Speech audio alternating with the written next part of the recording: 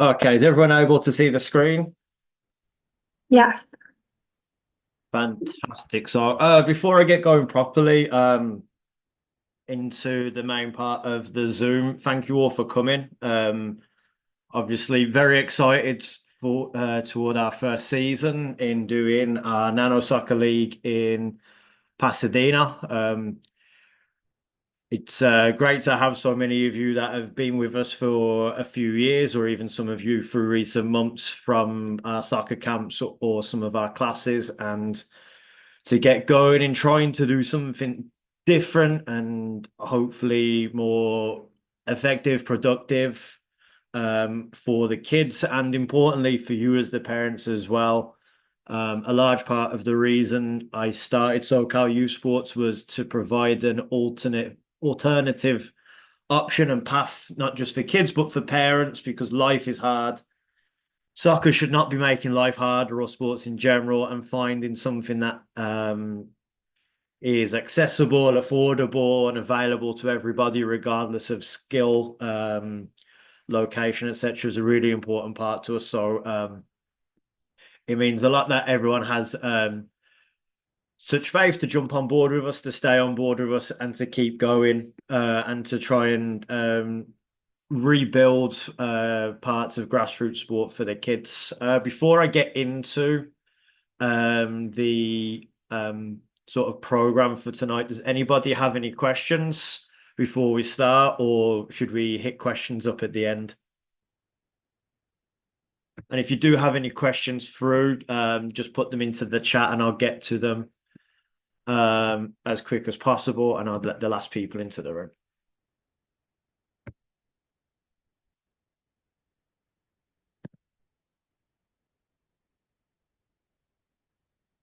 We've got our last few in.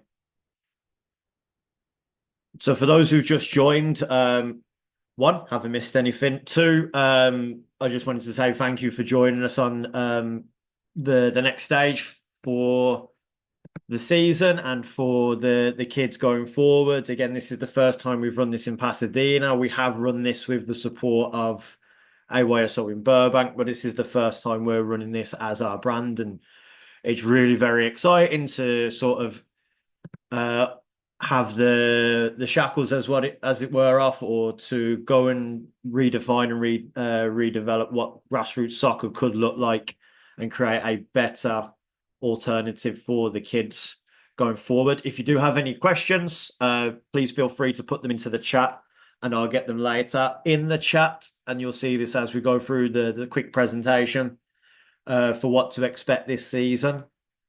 There are three links. One of the links is to this presentation, so you can read through it in your own time, share it with other parents to get our message across about what we're about and how we do it. But also there are links to the Playbook app, which all of you should have been receiving emails from today regarding your official placements in the league and in your teams. And this will be the center of communication, the center of our world for communication throughout the season. So there's a central base for everybody to go to see the schedule, to communicate with the coaches, for us to update you with anything going on. But we'll take that on a little bit more later on. But again, any questions, please feel free to put them into the chat, and we'll have a Q&A at the end as well. So for those of you that are new and new in experience, who we are and what we're about, we are SoCal Youth Sports. Again, my ambition when I started this program in the midst of COVID, in a difficult period personally, was to take on what we're seeing come through one side of research and evidence about why there's a negative trend in youth sports participation, especially around certain age groups, and how can we properly attack those issues going forward.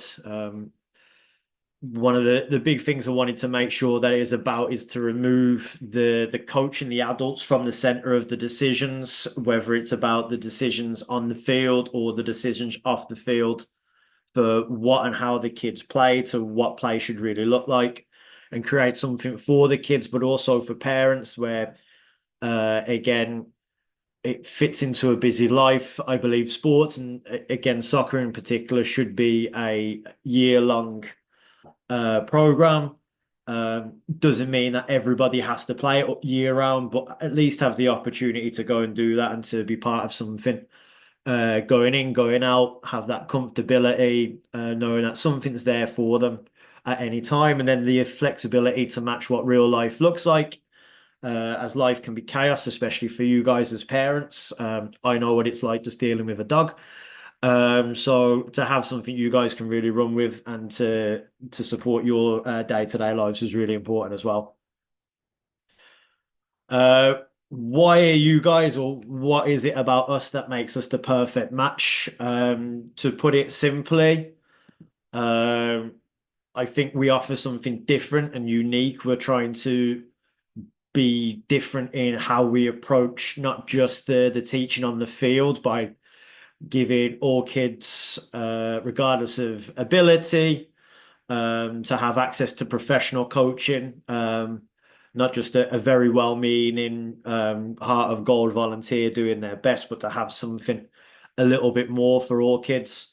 And we're also providing an environment where the kids can be kids, can be treated as kids, can understand the world as a child, and develop a love and confidence for soccer, and hopefully a lifelong love for the game. This is what we're really about. Is as much as I'd back myself or would love to be able to say we're looking to produce the next Messi's, what we're really producing is the next group of people that going to games, they're going to stadiums, it's season tickets, it's just having that lifelong love affair with the game is what we want to build for the kids.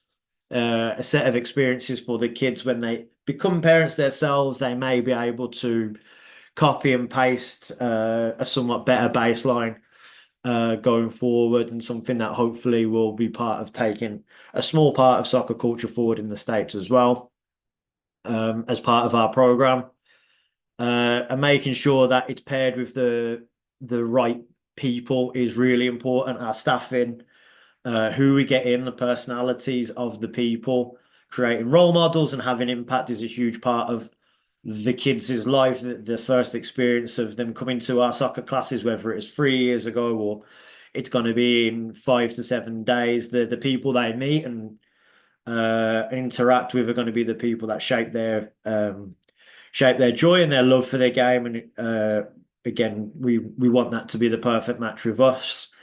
And then the potential for again, not just the kids but yourselves to have the opportunity to be involved in more soccer in a more inclusive, more engaging, and a more enjoyable way for your kids. So about me slightly, and this is not my favorite subject to talk about. So forgive me if I gloss over this a little bit. For those who I haven't met on the flesh or in the field, I'm Matt Bambrick. I'm the CEO and founder of SoCal Youth Sports. I'm obviously not from America. I'm from Birmingham. As I've said to many of you in the past, if you struggle with my accent, a couple seasons of Peaky Blinders will work wonders for you. If not, find a parent that's been around with us for a couple of years and they'll be able to point you in the right direction. Birmingham is very similar to sort of a Pittsburgh, an older industrial town, sort of coming around and turning the corner with the modern age. Fortunately, in Birmingham, there is lots of opportunities for soccer to play, but also to get involved in coaching, and that's where I started my coaching career. As I finished at under 18 with my boyhood club, Holy Name, they offered me a chance to coach in their soccer school, to teach the kids who came in the same way I did, at the age of 3, and to sort of stay involved with the club, even though I couldn't play for the club anymore after aging out. The other bonus being we have a number of massive soccer clubs in the area. Aston Villa being my favourite team. I had the fortune and pleasure to work for them, as well as West Bromwich Albion, another Premier League sized team.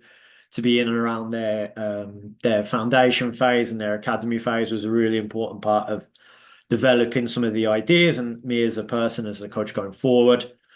Moving to the States in 2016, I was very fortunate to be mentored by a former academy director of Manchester United.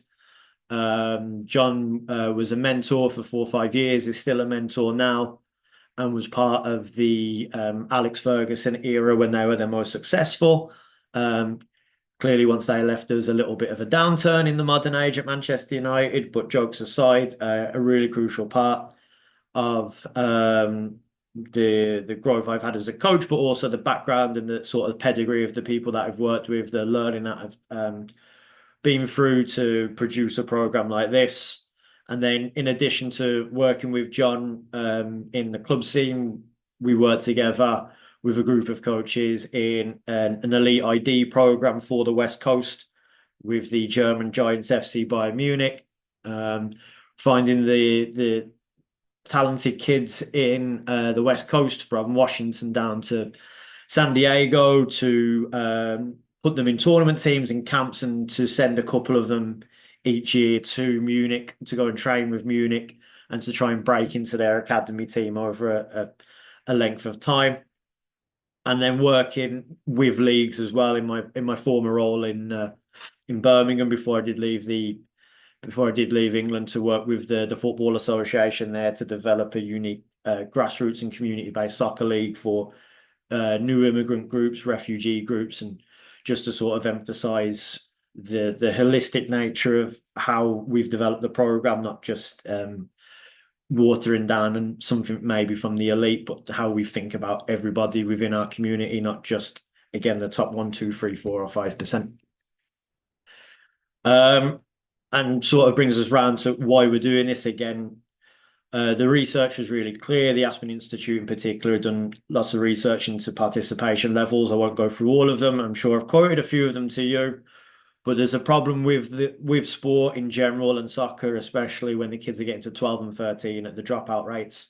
What we had been doing for an extreme number of years is working or not working, depending on how you wanted to see it to an extent. But there's something going wrong at those teenage years that we need to adapt and we need to change. And part of the change does come from the kids as well, and understanding why kids play and why they stop playing. And this is really the crux of how we built the program over the last few years. So just knowing what the kids want out of sports and youth sports in particular, to go into somewhere where it's naturally fun, that learning is unavoidable, but it's done in a way that they enjoy and they correspond with the most.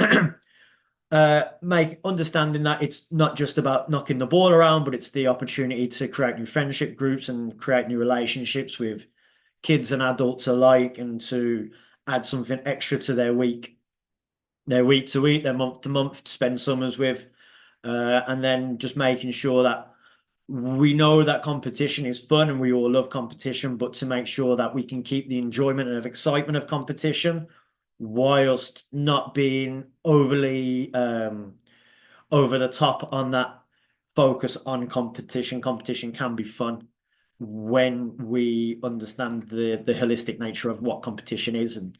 And we talk about this a little bit more and what our role as a coaching group is, what your role as a parent group is as well. And what we really want to stay away from is the obvious things to read and see on the paper, but criticism, yelling, lines and laps and boredom, things I'm sure that many of you who've been involved with sports programs before absolutely detested. They're the type of things that we don't do, we don't want to do. We want to make sure we're hitting that green column more than anything, and we stay away from the red column as much as possible. And that comes with emphasizing a development within the individual of the kids, and also address a lack of playing time and changing the formats like we have done with nano soccer, to ensure that again we are much more of this green column and that red column in our program is non-existent. So for me as a program leader and for the coaches, for us, it's about the environment and what we're producing, the intangibles, the things you can't touch or see, but you can definitely feel is a really important part. So having coaches and parents understand that we go to youth sports entering a kid's world, not the other way. The kids are not going to work, they're coming to play, and our our ambition is to create an environment where it's about play, it's about fun, it's about understanding their world and understanding what the kids want out of their world, being able to understand how we develop the individuals first, developing the me. Me, my ball, my game is a real crucial part to the program, from the U6s all the way up, making sure that the intent of any action or any behavior is applauded and lauded as much as the outcomes are. Understanding that the outcome doesn't define development or success, but the thought process and the decision making into the intent of decisions and the behaviors is a real key part to the program. It might not look right. It might be what some may consider as a mistake or failure. In an action, whether it's missing a shot, losing the ball, but the intent of trying to do the correct things, the right things, the behaviors of the kids is the real key part for us. And for, again, as a group of adults, embracing chaos is the main feature of all of this. Match days in particular will be chaotic and frantic on the field as the kids are playing, and that's great. Our job as coaches and working together as a parent group and an adult group with the kids is ensuring that we're not deconstructing the natural chaos of the game of soccer. It's naturally chaotic. Our job is to support the kids to see structure, to see simplicity within the chaos. So again, that old school version of coaching where it's in and out of cones, it's passing 5 yards, 10 yards, as many of you have seen in the hours that you spent in and around our program. It's messy, it's chaotic, and that's how it's designed and meant to be, and that's why I feel it is the most productive environment for the kids going forward. And the ultimate goal for us, again, is not to create the messies, but is to have a positive impact and develop a love for the game, develop an understanding for the game. And as individuals, we want to be the ones your kids look back on in 5, 10, 15, 20 years and think Coach Matt or Coach Andy were the ones that really made a difference, or they're the ones I remember fondly. That's our role and that's our end goal. It's not trophies or reward certificates. It's the intangibles again of what does this feel like later down the line. In terms of the parenting element of it, and we all know how exciting sports are. It's in particular soccer. It's the most played sport in the world for a reason. It's the most watched sport in the world for a reason because it's naturally exciting and it gets the blood pumping and it's unpredictable. And those are all the things about why we love it. When it comes to the parenting aspect, the one thing we work on together as a coaching parenting unit is just understanding some basic concepts. And again, this comes with our coaching, not just parenting, but to understand that we let the kids play, we let them succeed. This also means we let them fail. But the main part is we're letting them drive their game. We're letting them have both hands on the wheel and driving their decision making, deciding how they play, what they do, how they do it, when they do it during the games. Not us as a group of adults on the side of the field, joysticking for the lack of a better verb, and trying to move the kids around like it's a game of FIFA or a video game, understanding that by the time we see the game in any action, the game's already gone.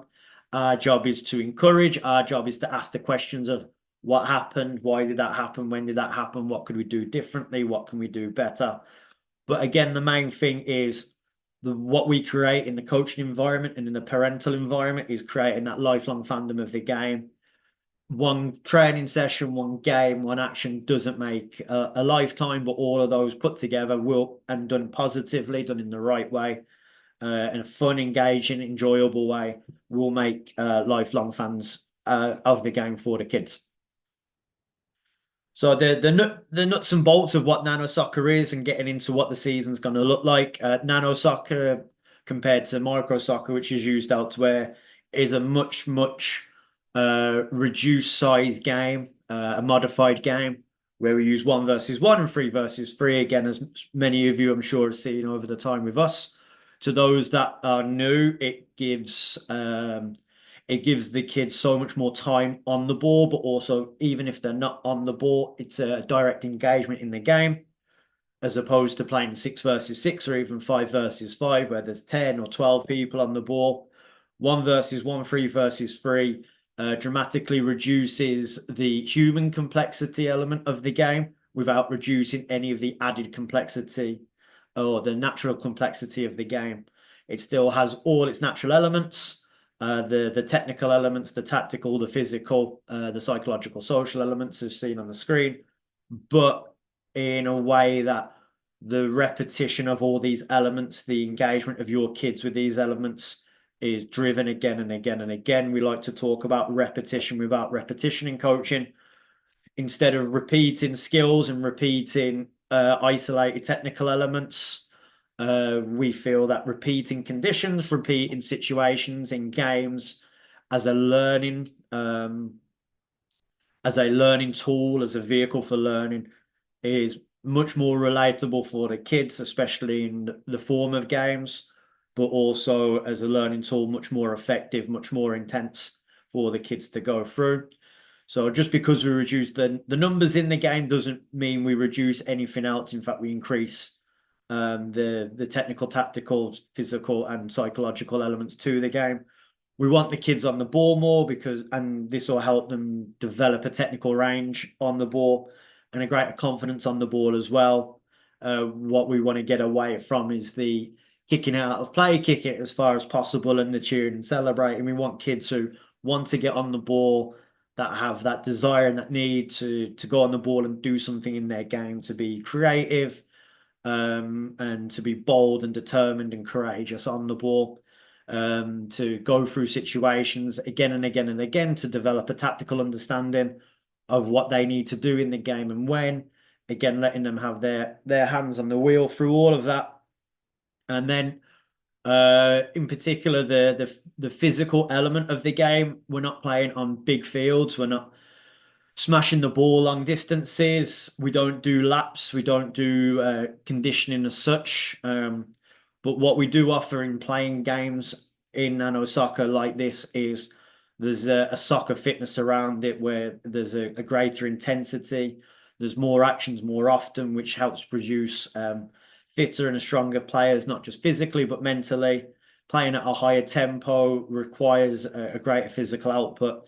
And then the need to respond to the game, because the game is quick, because the game is physical, adds to that physical element to the development for the kids as well. And trying to create that holistic program for the kids, getting them on the ball, making their decisions, doing it again and again and again in a high tempo physical manner, and then developing them as people, not just as soccer players, to understand the thin line between success and failure, understanding the humility that comes with success, and then the determination and the drive that comes with failure, and developing the character along the way.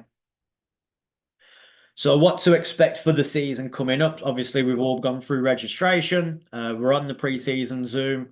Practice is due to start next week. There has been a change of location, which everybody should have been emailed out about, where we're due to be at Norman Coombs, which is next to Victory Park, where many of you I know have taken some of our classes before. Working with the schools and the school board is far from the most straightforward of relationships, and it's one we have to be very patient with. Working with them, we've managed to get a facility that still allows us to provide our program, even if it's slightly different to where we originally wanted and placed the program. We're still fortunate to have access to the school facilities. With this, our first game day will be a week on Saturday, with the last practice week being that week of Halloween before the final game in the first week of November. We do have some buffer weeks, again, weather being an issue, especially at the moment with the heat. We have the ability to extend these days as well, working with the schools, and game days will be replaced. We will do our best with practice days to replace them, but again, we're still limited by what the school have available. If they have end of year activities, etc., we may be limited after the Thanksgiving break in particular, when we hope to have the season finished. But any issues with weather, we'll do our best to replace them. If not, come up with an alternative solution for them as well. So in terms of what the league looks like and the features of the league, essentially every head coach, like myself, like Coach Andy, are a club. We have teams at every age group within our club, and we are a mini club within the league. The kids that come to my practices will always be my players throughout the season. Same with the other coaches. I think this is important that we keep the softer elements of the normal team season and having a team to go and play with and teammates to go and enjoy the experience with, whilst also getting that individualized practice element of the league and its format. On a match day, um, you're playing the same team every week. Your match time will be at the same time every week, and each match week will be a club versus a club. So the U6s, the U8s, the U10s will all have the same fixture against another club in our league, against one of the other coaches and one of the other sessions going on through the week. With the setup, and we can go into more of this in a second, it'll give us a chance to go through 2 rounds of fixtures, play various ways, which is great for the kids learning, and then also get to week 7 and 8, which we are setting up as a finals week.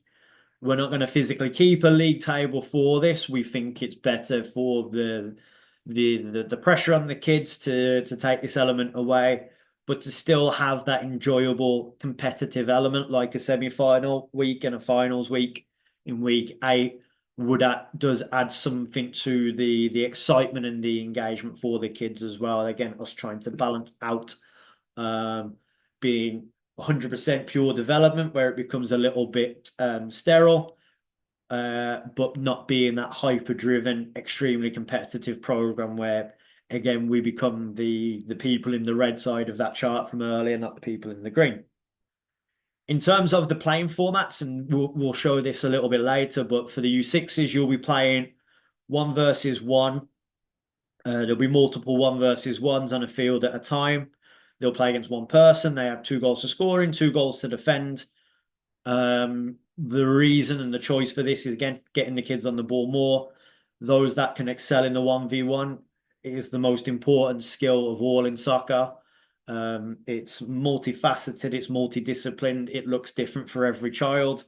We can set problems for every child differently, but again, it's about giving them the moments on the game and developing a game which is centered on their world and their understanding. To expect 4, 5, 6, even 7 and 8 year olds to develop in a game with 12 or 14 other people on the field is logical nonsense. So keeping, again, those components of the game, but in a smaller version, makes much more sense and is much more progressive for the kids going forward.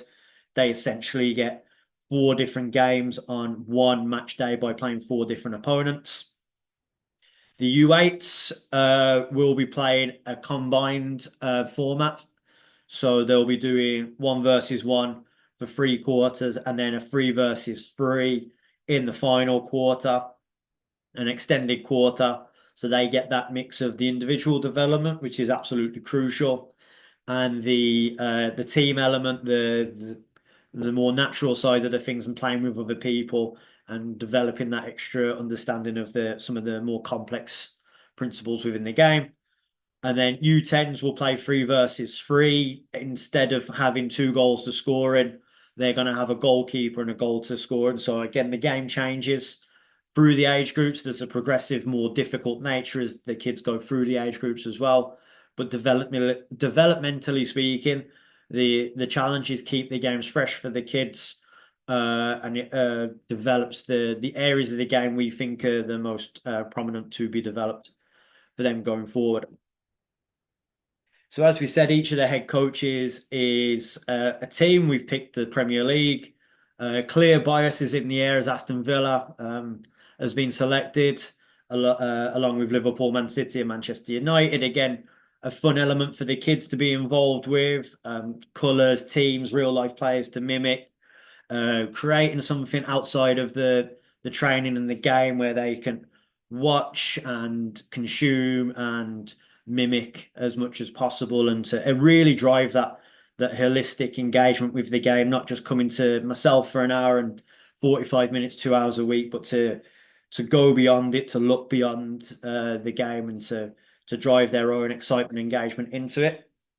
Then with each team, as I mentioned, there'll be each coach has the U6, U8, and U10 features. There'll be the same coach for you throughout the season at games and practices. Our job at the game in particular, again, is to let the kids play. So with the roster sizes, there may be two games going on at once, but we're really giving the opportunity for the kids to go and play, especially in the U8, U10 age groups. We want them to play as much as possible. And again, we want to remove the adults from the game as well, as much as possible. Our job is to observe and reflect. And that reflection really doesn't come in the games, that comes in the water breaks and the moments before and after the game. Again, helping the kids have two hands on the wheel, driving their development. So then the big thing around the team structure again is you get your coach, you get your team, the same people every week. You'll also have your team, your club mates up and down the age group to watch and engage with. From our point of view towards you guys in how we support you and adding that extra bit of quality, there is obviously the Playbook app, which there's links to in the chat, but also from ourselves as a coaching team. You'll be getting the Monday message to review anything that happened in the last week, to preview what's coming ahead, what we're looking at in practice, if there's anything changing within the schedule. And the important part of this is our first open invitation to you guys to come back with feedback about the weekend. We know, again, soccer is a very pulsating game, a high energy game, highly emotional game. We want to try and keep that emotion on the field as much as possible. We want to remove emotion from some of the reaction of the game and how we respond to the game. So what I do ask and what we'll put as a line is, in terms of your communication with the coach about the game in particular, performance, game time, etc., we ask you refrain from reaching out to us until you've gotten this Monday message. Give everybody a chance for cooler heads to prevail, and also remove the emotion from the initial reaction to the emotion of the situation. This is a really important part for us, and again, creating that environment for the kids.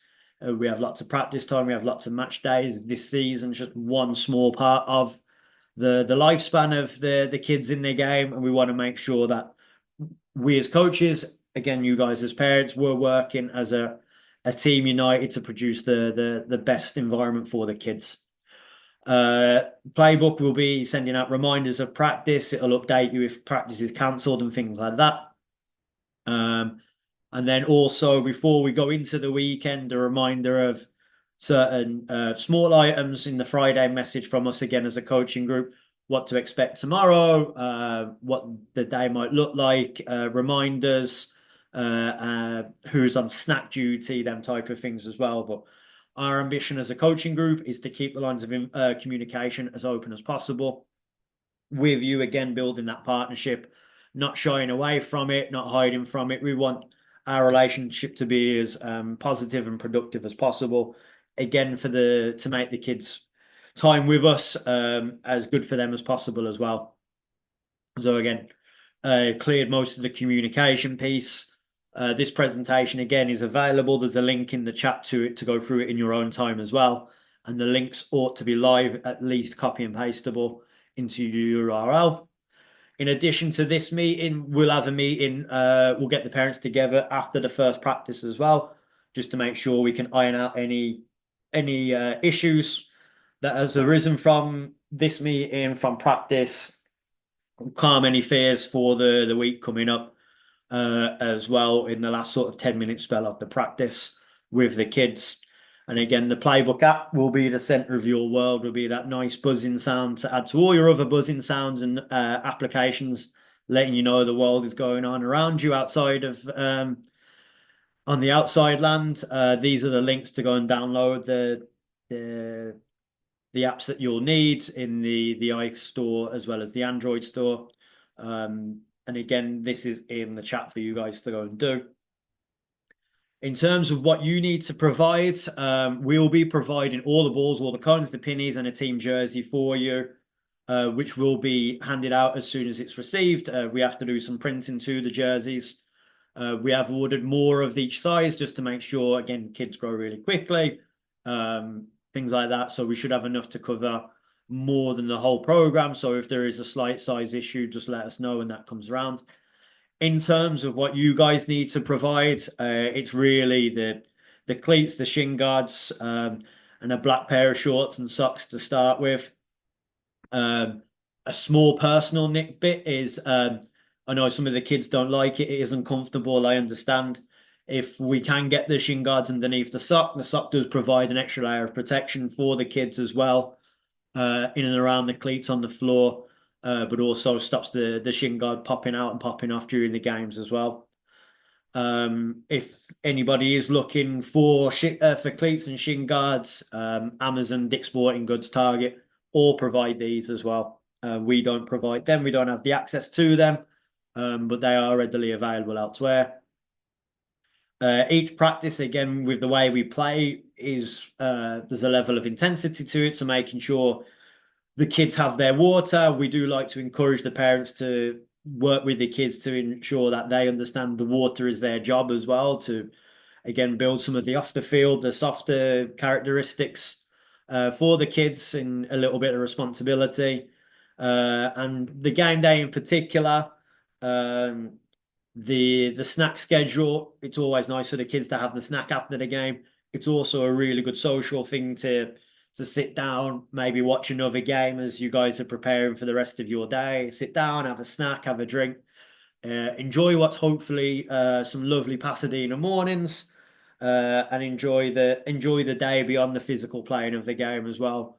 If anybody is interested or can take care of that or work alongside the coaches for that, we'd be very, very happy for that to happen, to take one small thing off. And again, the smaller side of the games, the banners, anything interesting, you guys think you can bring to the table that can make the experience unique. Any of you that have been to World Cup during our night soccer camps will get the ideas of where it's not just about the soccer side, it's about creating a festival of soccer every Saturday. So again, the match days, we're trying to keep the times and the fields consistent. This pitch is slightly old. We'll be playing a couple of different fields at a time, but in general, you'll have your age group in the U6s, U8s, U10s. You'll have your kickoff time. The time here is your meeting time, the time to get to the field. Again, especially week one, I can't stress this enough. There's lots going on. There's lots of people here. There's lots of people that the kids don't know, especially the younger ones. It can be a little bit overloading for the senses, overwhelming. So get into your field early, finding a nice spot to go and sit and bring the chairs, the blankets, the picnic tables, whatever you guys want to go and make a nice afternoon for yourself or a nice morning for yourself. We heavily encourage you guys to do that. Once you get to the field and the kids have their water, that's them now being passed off to us as coaches. All the water breaks are actually our coaching breaks. So what we don't want to see is the kids going to and from you all the time. During the games, as soon as you get to the field, your child's our responsibility. That includes water breaks, it includes injuries. We are all CPR and first aid trained within the group to go and manage and deal with any incidents that do occur. So your job again on the match day is to try and get there early, get yourself set up, sit down and enjoy the game as much as possible throughout the weeks. Again, big key feature is the kids might do it and they might keep the goals they score, and at times we'll encourage it. But what we really want to get the vibe for the kids, as much as I hate that word vibe, is for us as coaches, for you as parents, again, we just love to watch the kids play. We want to see you play. Win or lose really is irrelevant. There's no mortgages or cars to pay for. It's really about getting the kids out and playing, enjoying, developing, and being engaged with the game. Again, that message gets repeated again and again. So moving into what it physically looks like on a game day, the top section is our 1v1 nano soccer. So each child will have a partner on the other team. They'll get a ball, they'll get their and they'll get directed into which goals they score in. In this game in particular, it's very fast. There is lots of goals, there's lots of reaction. We're aware that We are, as a coaching group, partnering our kids up with the right people to make sure that there's a base level of ability that matches. Sometimes that's impossible on our account. And again, this isn't the end of the world. We just see it as this is another set of problems we're posing to the kids and how can we figure them out. And again, finding that line between success and humility and that sometimes that level of failure, which we can't control, and making sure that we respond and we persevere and we're persistent within our journey and trying to get better and developing that me again. There are lots of games going on at once. The fields are big enough to carry and manage this. And again, many of you have had kids through the program that have already been exposed to games like this. Will see it and understand it and know how much more the kids get on the ball and how much better it is for them and their development. For the 3v3 elements, so U6 and U8 will do the 1v1. For the U8s, when it comes to their final extended third of the game, quarter of the game, they'll have nothing changed except they'll get to play with one ball amongst their group of three. We'll be rolling the kids in and out. If there's a sub on the side, we try to avoid substitutes as much as possible because you're not learning if you're not playing. And then they're scoring into 2 goals for again, the reason for doing this is essentially when the kids are on the ball as a team, they've not got just 3 people to play with. They've got 5 targets in which they can use with the 2 goals. Again, hitting their decision-making abilities going forward. For the U10s, we do make it harder in terms of then they've got to work out the extra complexity of the goalkeeper and things like that. Only having one central goal, again, making a varied experience for all of them involved. And that's essentially the match day formats. In terms of the practice days, again, you asked for your preferred day of practice. I know some of you have emailed today to tweet them again, and I will get to it. And I appreciate your feedback. Again, the league works best when we're all on the right lengths of communication, the right basis going forward. In terms of the coaching elements, we'll go into a bit more detail, but again, everything's play. We don't do lines, we don't do laps, we don't do lectures. That's not what we're about at all. This is kids' youth soccer. It's not the army. We're not looking to drill the living daylights and therefore the joy and enjoyment of the game out of them. We want the kids to play, whether it's humankind, animal kind, play within the youngest age groups is the most effective way to learn, and is also just real good fun for the kids to go be as an experience to be involved in. We try not to break down any of our sessions into overly complex, unrelated elements. We want the kids to play some more, and then play again. Again, similar feedback for you guys. First practice, a lot going on, new people, new place, new voices, new accents for the kids as well. Getting there early really supports the kids to break those comfort zones and get settled really quickly.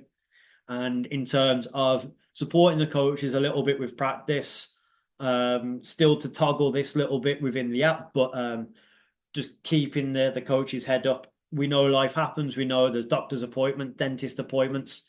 We know what traffic is like in and around the area. Just staying in communication with the coach to know whether you are able to make practice or not does support some of our planning down the way. One of the key features I think makes us different as a program is that for each of our age groups, we do follow a curriculum. Going forward, we do work as a group. We tailor the sessions we're doing to the kids that we have to meet them where they are. But as a group of coaches, we'll be following a curriculum for the age group that is similar. So everybody gets generally the same, if not similar experience at practice. These are the elements, again, going back to some of the things we saw earlier and what we take as our diet to create a balanced meal for the kids as they're playing. Lots in there. I'm not going to read completely off the screen like I have done in 75% of this, but these are all the things we're looking for. My personal feeling is the green and the blue boxes are at the stage where the kids are, the ages the kids are the two most important aspects. The technical element is really easy. By playing games, we give them lots of exposure to all these elements. And by playing more games in an intense way, again, that physical element comes through. this is the level of what we're working with the coaches to put on a session for you. So it's not just rock up and put the cones down. It's not getting to the car park and thinking what we do. We put some serious thought and effort behind everything that we do. Again, making sure that the kids have the diet of the soccer diet, the balanced soccer diet that they need. It's laid out for the coaches where it's not just to play a game, but the game is progressive in its nature. So again, creating challenge to challenge ideas, to challenge comfort zones, to the kids who are getting success, can we challenge them more? To the kids who might need a bit of support, um, finding ways and means within the game to support them more. The way we talk about this as a coaching group, again, just some insight into what we talk about when it comes to the kids is we talk about practice and participants within practice being part of a spectrum. There are kids who are very new to the game, and we understand that, who might need a superpower within the game to help generate success and confidence within the game. There's kids that may be getting lots of success, but they're not being stretched or challenged enough. We can constrain them with different elements within our coaching toolbox, whether it's, as some of you have seen, simple things as holding two soccer balls or um, putting time restraints during practice on the kids to make it more difficult or to make it different in a different way. This is just an insight for you guys to know that we take our coaching really seriously. We're not just turning up on the field and making it up as we go along. It is backed in evidence, it's researched, it's following the best practice. And again, going forward for some of the older groups, a mix of the U8, U10 groups, in how we vary the practice, how we create not just games that are simple like hide and seek for the little ones, but how we can create different ways of playing for the kids to recreate situations and scenarios that will happen on a Saturday, but do them in a way where we can expose the kids to that repetition without repetition as much as possible. And again, going into some of these coaching elements, and for you guys, what we're trying to coach and understanding where we're coming from. So we can have you guys echoing some of those points, whether it's in the car or before practice, etc. But understanding these along with us is really important. Again, I'm not going to hide away of what we're coaching, or I'm the coach and that's the end of it. It's a partnership. If I can support you guys with this and you can see where we're going with it, becomes really important. So again, that tactical element of this is going around again and again and again, and how do we build the kids' understanding of it through the game? Same with the technical elements, the things we're looking on. It's not just dribbling or running with the ball, it's movement with the ball, that choice of movement. It's not just passing or shooting, it's understanding what type of striking of the ball do I need at a time? Is it what surfaces, etc. All the decision making processes all happen throughout the game. How we move when we move and finding solutions, technical solutions to the game. Again, in terms of the physical demands of the game, as I spoke about earlier, dispelling some of the myths about what soccer is as an intense sport, but also how we get to the best physical output for the kids. And essentially, it's more of the ball, more of playing, more games leads to greater physical outputs. And again, going into some of the social and psychological sides of the game, understanding that we know where we are and what we're doing. We meet the kids where they are on their journey as well, understanding that these are probably the things that are going to last the most throughout the your kid's life, and how we inspire and guide and build and reward the kids for each of these elements, the 4 C's as we call them in our program, is vital to their development, not just their ability to smash a ball 20, 30 yards or to perform a skill, but these individual pieces are really important to their development. So the way we do this and the way we're asking you guys to echo this as well is understanding that competition isn't against anybody else or winning, it's competition within oneself. It's about me versus myself. It's about, can I score more than last time? Can I let in less than last time? Can I do this better? Can they challenge themselves? Can they have that intrinsic motivation for themselves to go and push and challenge and better themselves against skills that can be taken outside of the game? And always having that next play or that next game attitude, not to sit on the success or the failure of the past, but to use them as tools moving forward. Again, we use this through questions and answers. asking one question and eliciting a response from the kids genuinely is the best way to get them to reflect and think about what they've been doing during the sessions, as opposed to the telling that, again, the joysticking of dribble pass, or you should have done this, or you should have done that. Asking what happened, why that happened, how that happened, how that made you feel, are all questions towards the kids that are really going to supplement their learning on the field as well. And it's the way in which we coach lots of guided discovery and question and answer. And again, creating and breaking comfort zones as much as possible. Excuse me. And rewarding, not just being brave and flying into tackles, but excuse me, but being brave enough to try something and fail, but try it again, especially if they know it's the right the right decision. So what does this all mean for you guys, and why are we really doing it? Really, again, this is the longer drawn out picture of the game and how we're producing the league. And what we want to push going forward is we believe in building the individual first, not the individual elements to the game. And we believe, again, 1v1 is the best way to go and do this. Moving into working in small groups. Again, this is really an understanding of how kids see the world. They're very egocentric. They're very about themselves. So we're not going to put them in an environment where they're not built for success. We're going to put them in an environment where they can be successful. They can psychologically and sociologically develop with the game, with their age, in formats that support them best.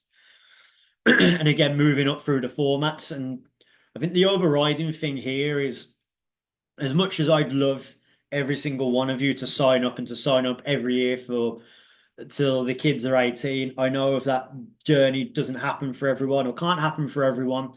Some kids, as much as I would love to say I'm going to get every kid in and keep every kid in, we're going to have 100% retention rate. Sometimes things change, interest changes, the need for different challenges comes around. Our job as the coach is to make sure that if that ever does happen, we can lift your kid out of our program, and we can put your kid could enter any program, whether you're going to North Carolina or Alaska, or you move to an LAFC, for example. The principles we set within this program, we can lift you up anywhere, and we're giving the kids the soccer principles, but also those sporting and character principles to help them support. And the reason why we do this, if I just flick back, and again, in the way in which we teach the kids, is the best way to get them and to move them and develop them is playing smaller. This doesn't negate the fact that we know eventually they're going to have to play bigger games, but we know the way we coach at the moment, we can be progressive over time and get them to the bigger formats of games and be comfortable in those games. We know the end result is eventually they might play 7v7 or 9v9 and 11v11. We haven't done our job as coaches or a program if we're not able to try and push every kid on that journey forward. It's not about us and me and my player and my program. Again, it's about the kids and making sure the kids have the best experience where they can learn. Again, this bit is really for you guys to understand why and how we're doing these things the way we're doing them and how it transfers. And then the biggest caveat of what it really looks like, or breaking down what the adult version of soccer, the thing we see on TV so often now, what it actually looks like, or what we really get from doing the things we do at these age groups, and what it's meant to walk through and transpire to eventually. But the more we can do the things that we're proposing to do and working on doing, the better and more understanding and more capable the kids are later down the line to do the bigger stuff, to go and do, to graduate through the levels as much as possible. And again, that's our job, to help the kids do that.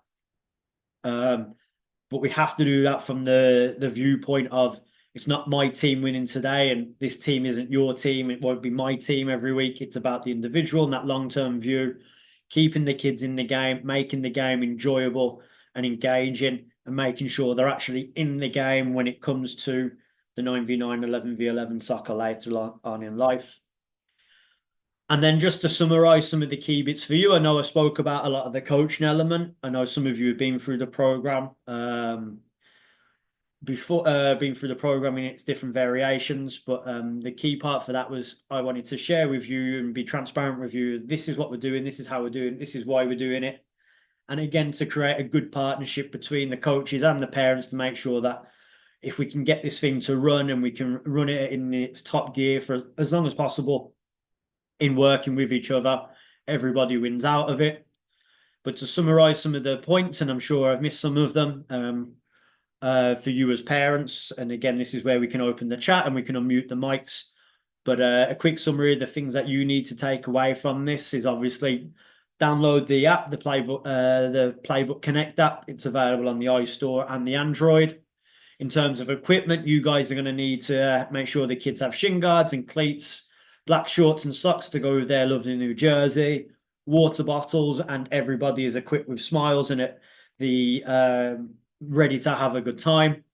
And the main part, obviously, for the kids, but also for us as coaches, is something I've got to remember constantly. But for you guys as parents, is to have fun and enjoy it.